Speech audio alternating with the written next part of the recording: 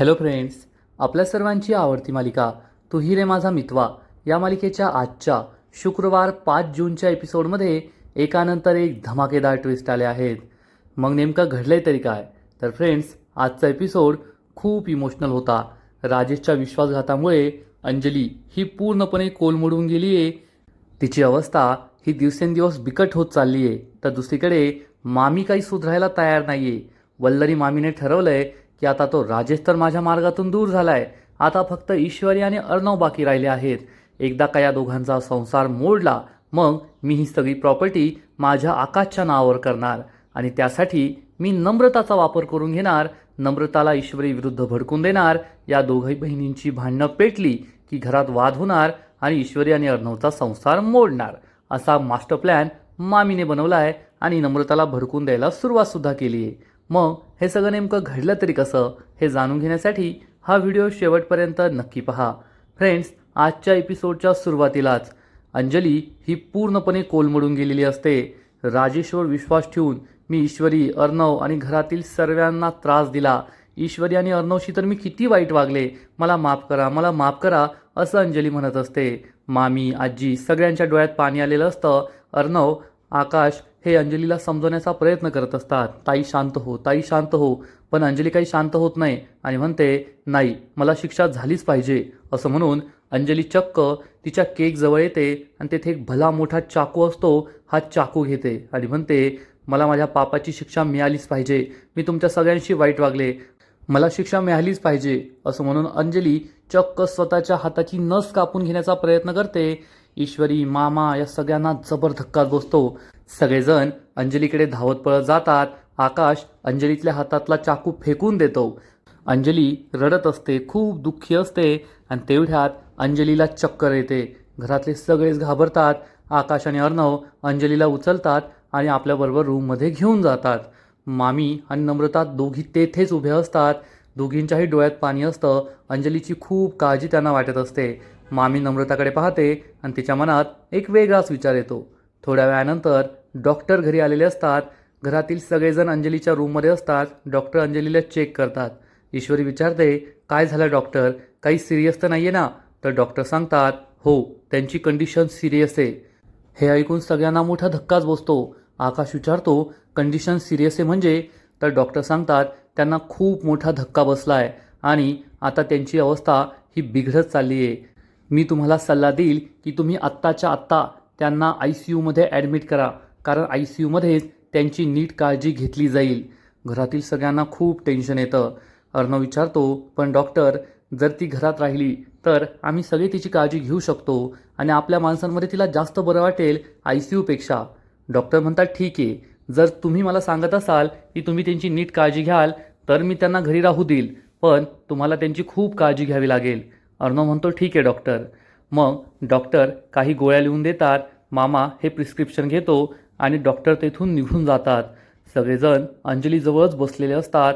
अंजलीची अवस्था पाहून सगळ्यांना खूप वाईट वाटतं. आजी म्हणते, मला कळतच नाहीये चिंटू, अंजली या धक्क्यातून कसं सावरणार? अर्णव म्हणतो, आजी टेन्शन घेऊ नको, माझी ताई स्ट्रॉंग आहे, ती या धक्क्यातून नक्कीच सावरणार, ती या सगळ्या दुःखातून बाहेर पडेल. तर आजी म्हणते, खरंच मला तर खूप भीती वाटतेय. त्या नालायक राजेशने किती मोठी फसवणूक केली आहे आपल्या अंजलीची. अंजलीच्या पदरात बाळ आहे, एवढं मोठं आयुष्य समोर पडलंय, आता तिचं कसं होणार? मामा म्हणतो, आई नको काळजी करू, देव आहे, देव सगळं काही ठीक करेल. अर्णव हा सगळ्यांना समजावून सांगतो, आपण सगळेच थकलेलो आहोत, आपण सगळे आपापल्या रूममध्ये जाऊया, फ्रेश होऊया, थोडा आराम करूया. ईश्वरी म्हणते, ठीक आहे सर, तुम्ही सगळे जा, मी येथे थांबते. आणि ईश्वरी अंजलीच्या रूममध्येच थांबते. दुसरा दिवस उजाडतो. आजी तिच्या रूममध्ये असते. आजी झोपेतून जागी होते. आजीचं डोकं खूप दुखत असतं.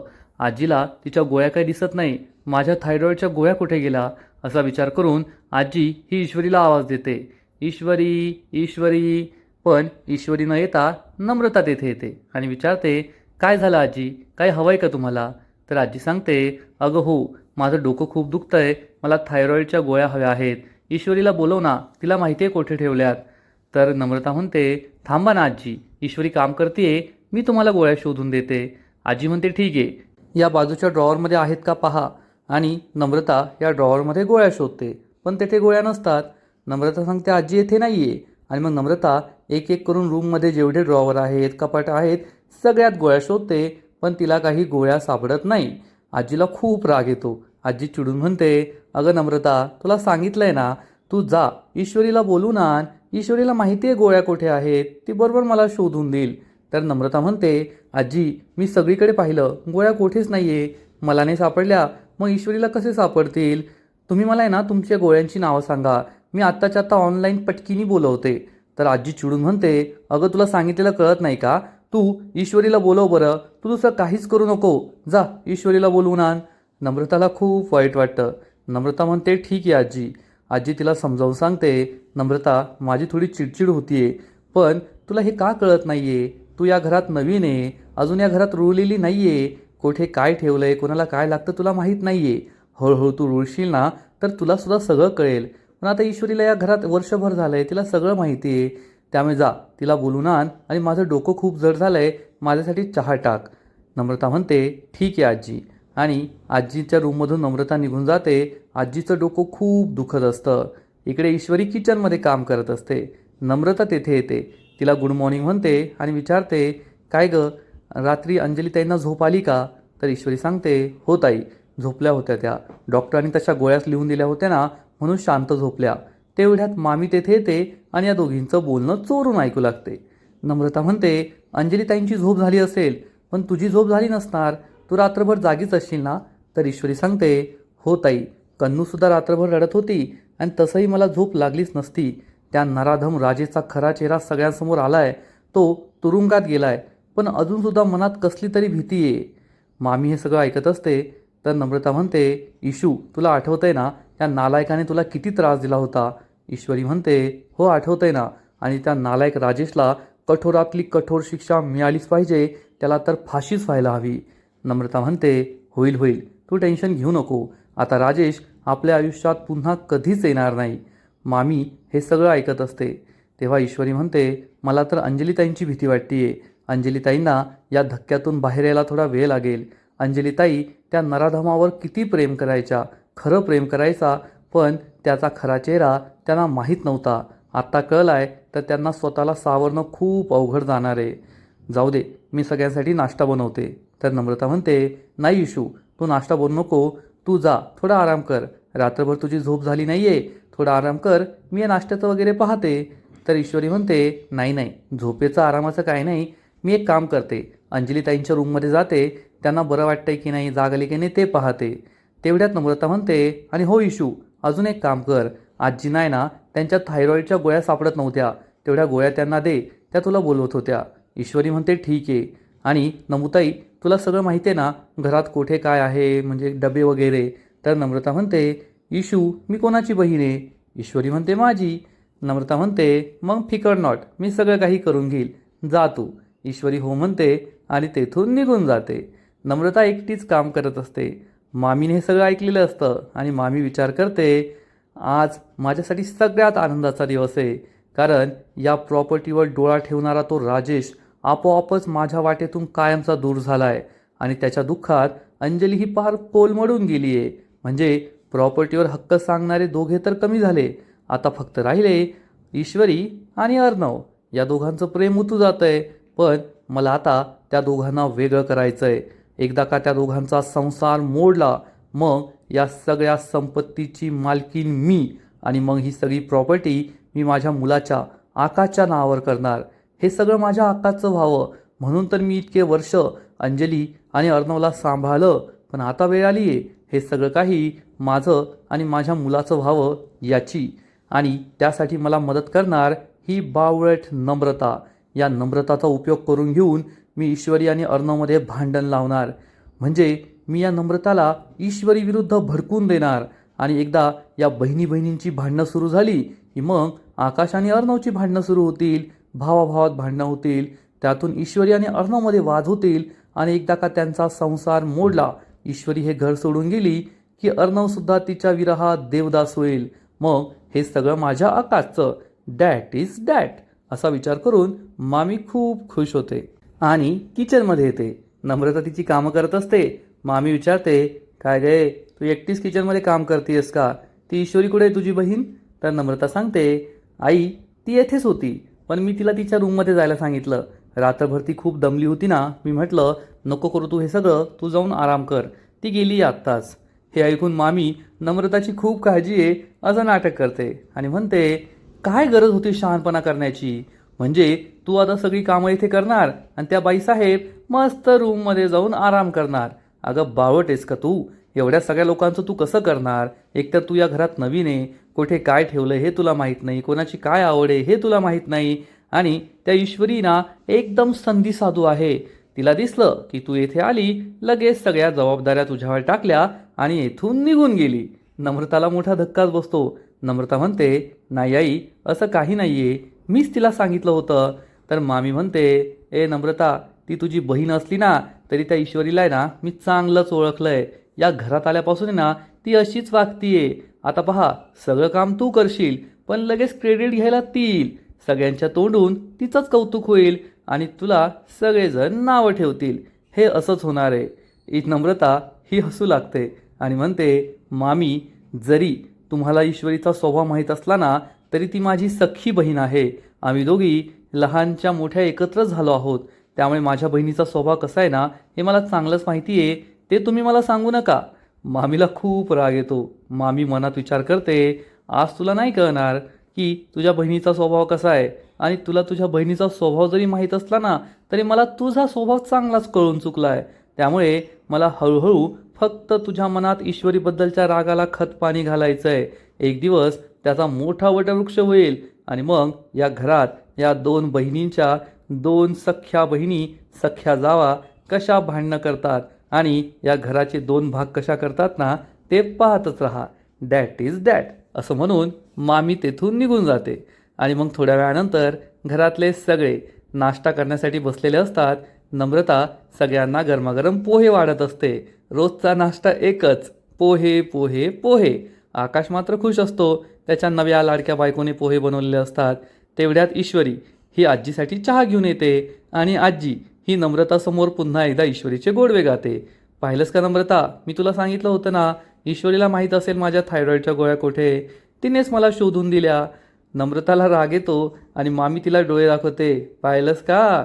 तर ईश्वरी नम्रताला म्हणते, ताई मी तुला दाखवून देईल गोळ्या कुठे असतात, म्हणजे पुढच्या वेळेस तुला सुद्धा सापडतील. नम्रता हो म्हणते. घरातील सगळ्यांना आनंद होतो. तेवढ्यात आजी विचारते, काय ग ईश्वरी, अंजलीला रात्री झोप आली का?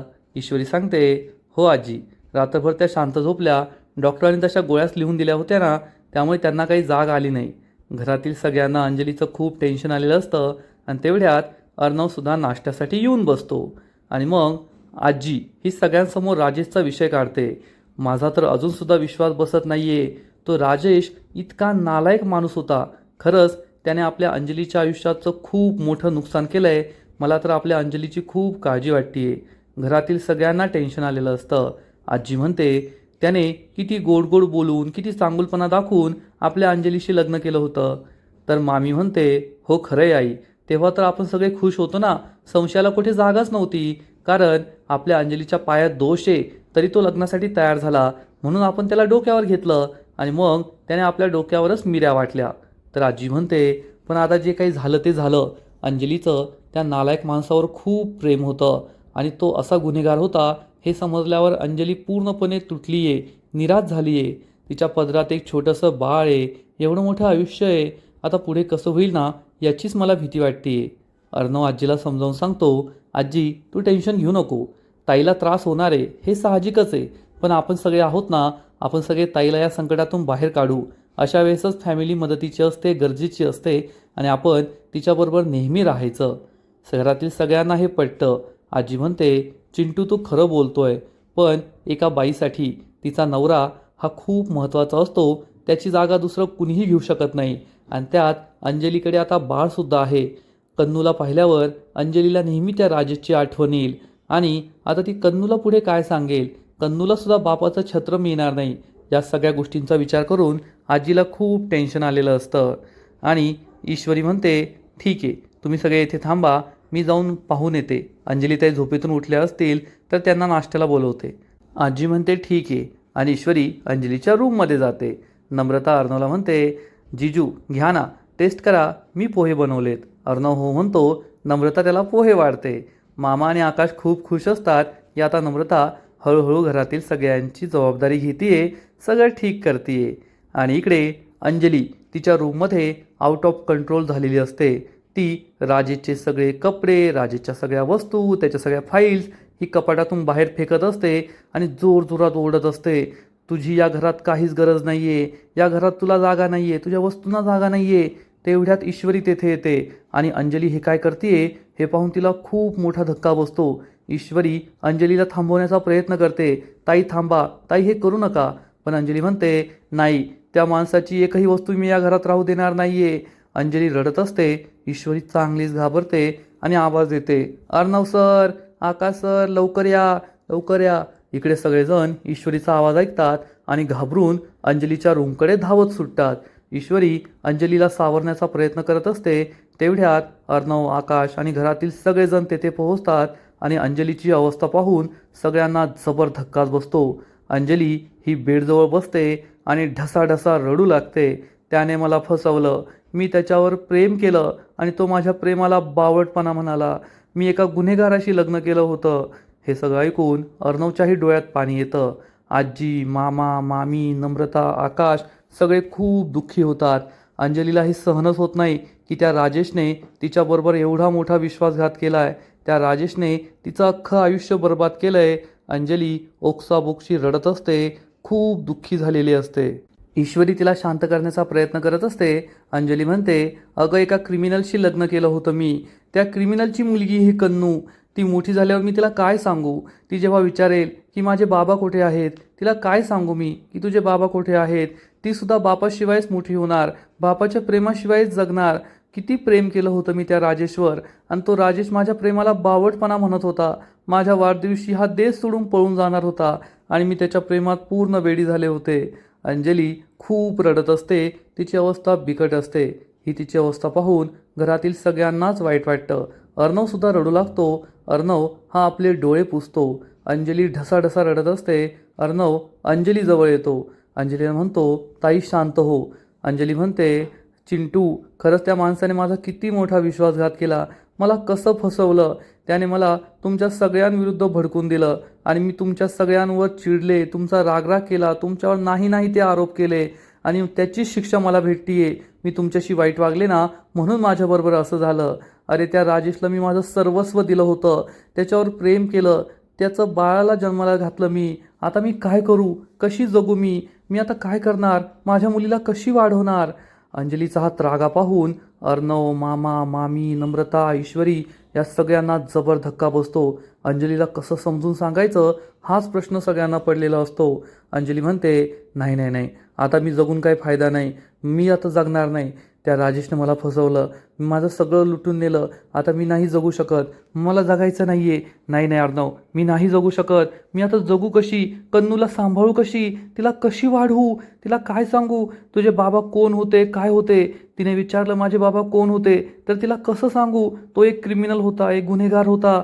तिला काय उत्तर देणार आहे मी? अंजली खूप घाबरते. अर्णव तिला शांत करतो. ताई शांत हो, शांत हो, तुझा चिंटू येथे आहे ना, शांत हो.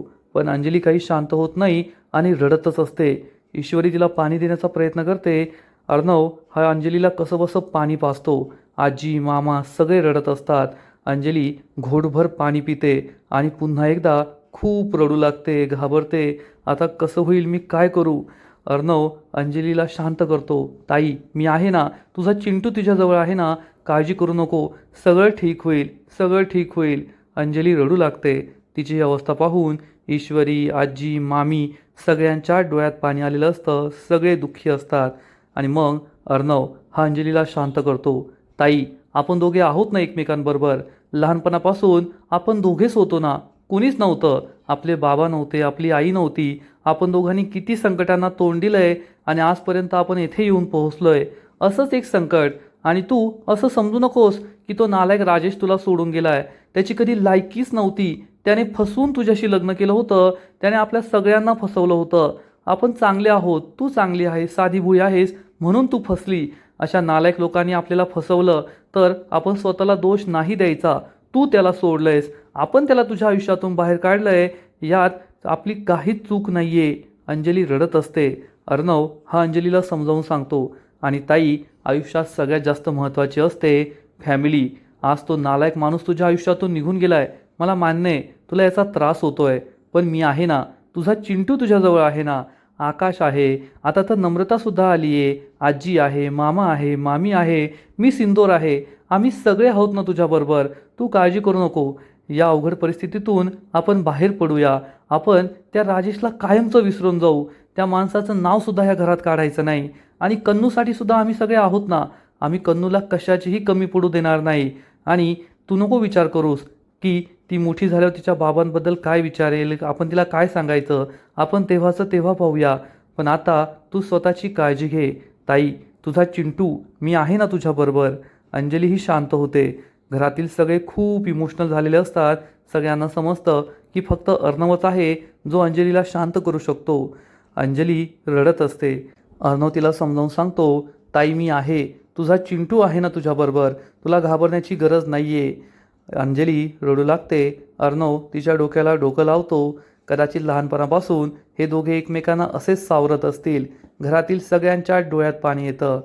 ईश्वरी, आजी, मामी, मामा, नम्रता, आकाश सगळेच खूप इमोशनल झालेले असतात. अर्णव हा अंजलीला शांत करण्याचा प्रयत्न करतो. अंजली शांत होते. ईश्वरीच्या चेहऱ्यावर एक स्माईल येते. या भावा बहिणीचं प्रेम पाहून तिलाही खूप बरं वाटतं. ईश्वरीने अंजलीला सावरण्याचा प्रयत्न केला होता, पण शेवटी अर्णव आणि अंजली हे दोघे एकमेकांच्या जेवढे क्लोज आहेत आणि अर्णवच अंजलीला सांभाळू शकतो, या संकटातून दुःखातून बाहेर काढू शकतो, हे ईश्वरीला चांगलंच ठाऊक आहे. फ्रेंड्स, हा सीन खरंच खूप इमोशनल आहे. अंजलीची अवस्था ही दिवसेंदिवस बिकट होत चालली आहे आणि राजेशने तिचा खूपच मोठा विश्वासघात केला आहे आणि अंजलीला या सगळ्या दुःखातून बाहेर पडणं एवढंही सोपं नाही आहे, हे मात्र खरं. पण अर्णव, ईश्वरी आणि घरातील सगळ्यांच्या साथीने ती नक्कीच या दुःखातून बाहेर पडेल आणि या दुःखातून बाहेर पडण्यासाठी तिला कन्नूचीही साथ मिळेल, एवढं मात्र खरं. आणि आजचा एपिसोड येथेच संपतो. फ्रेंड्स, तूही रे माझा मितवा या मालिकेचा आजचा एपिसोड खरंच खूप भारी होता. एकीकडे अंजली खूप दुःखात आहे. अर्णव, ईश्वरी, घरातील सगळेजण तिला सावरण्याचा प्रयत्न करत आहे, पण राजेशने केलेला विश्वासघातच एवढा मोठा आहे की अंजली लवकर या दुःखातून बाहेर येईल असं वाटत नाही आहे. यासाठी तिला वेळच द्यावा लागेल. आणि दुसरीकडे मामीने आपलं प्लॅनिंगसुद्धा सुरू केलं आहे. राजेश घरातून बाहेर गेला, अंजली कोलमडून गेली आहे. आता ईश्वरी आणि अर्णवचा निकाल लावायचा आणि सगळी प्रॉपर्टी आकाशच्या नावावर करून घ्यायची असा प्लॅन मामीने बनवला आहे. आणि त्यासाठी नम्रताची मदत घ्यायची ठरवली आहे. पण इनडिरेक्टली नम्रताला न सांगता नम्रता आणि ईश्वरीमध्ये भांडणं लावायची आणि हे सगळं मिळवून घ्यायचं असा तिचा प्लॅन आहे. फ्रेंड्स, तूही रे माझा मितवा या मालिकेचा आजचा एपिसोड तर भारी होता, पण पुढील एपिसोड आणखीन भारी असणारे, आणखीन मोठा ट्विस्ट या मालिकेत येणार आहे. मग नेमकं घडणार तरी काय, तर पुढील एपिसोडमध्ये आपण पाहू. ईश्वरी कसला तरी विचार करत असेल. अर्णव तिला विचारणार, कसला विचार करतीये, तर ईश्वरी त्याला सांगणार, अर्णव सर, त्या राजेशचा खेळ तर संपलाय, पण एक महत्त्वाची गोष्ट आपण विसरतोय. अर्णव विचारतो, कोणती, तर ईश्वरी त्याला सांगेल, तुमचे बाबा आणि माझी आई हे तर दोघे निर्दोष सिद्ध झाले, पण त्यांना फसवणारी बाई कोण होती, तिने कोणाच्या सांगण्याने सगळं केलं होतं, तिचा नेमका उद्देश काय होता, हे आपल्याला शोधून काढायचं आहे. आणि जोपर्यंत हे आपल्याला कळत नाही तोपर्यंत मी शांत बसू शकत नाही. अर्णवला सुद्धा हे पटणार. आणि मग थोड्या वेळानंतर जेव्हा सगळेजण हॉलमध्ये असतील तेव्हा घरात फायर अलार्मचा आवाज येणार. घरातील सगळेजण खूप घाबरतील. आजी, मामा विचारतील, हा आवाज कुठून येतोय. तेवढ्यात नम्रता सांगेल, हा आवाज आणि जळाल्याचा वास, धूर तर अंजलीताईंच्या रूममधून येतोय.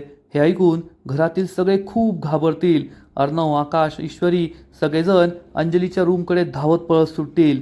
मग आता नेमकं घडलंय तरी काय, अंजलीच्या रूममधून धूर का येतोय, अंजलीने काही चुकीचं केलं तर नाही ना, तिच्या रूममध्ये आग लागली तर नाही ना, अंजली ही किती दुःखी झाली आहे हे आपल्या सगळ्यांना माहिती आहे. मग अंजली तिच्या जीवाचं काही बरं वाईट तर करणार नाही ना, अशीच भीती वाटते. फ्रेंड्स, खरंच तू हिरे माझा मितवा या मालिकेचा पुढील एपिसोड खूप इंटरेस्टिंग असणार आहे. आता अंजली काय करते हे पाहावं लागेल. तर तुम्हाला आजचा एपिसोड आवडला का, हा नवीन ट्विस्ट आवडला का, नक्कीच कमेंट करून सांगा.